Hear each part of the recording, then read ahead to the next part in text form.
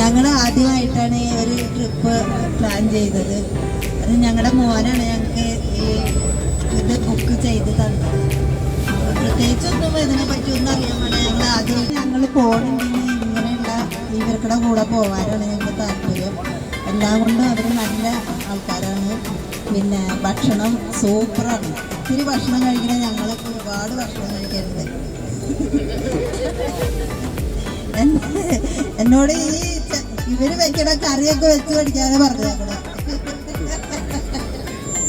എൻ്റെ ഹസ്ബൻഡിന് ഈ കറിയൊക്കെ ഭയങ്കര ഇഷ്ടമായി. അപ്പോൾ പറയണേ നിനക്ക് കറി വയ്ക്കാനെന്ന് പറഞ്ഞൂടല്ലേ, ഇതാണ് കറി, ഇവരുടെ കൂടെ ഒന്ന് കറി വയ്ക്കാൻ പഠിച്ചോളാനോ പറഞ്ഞു.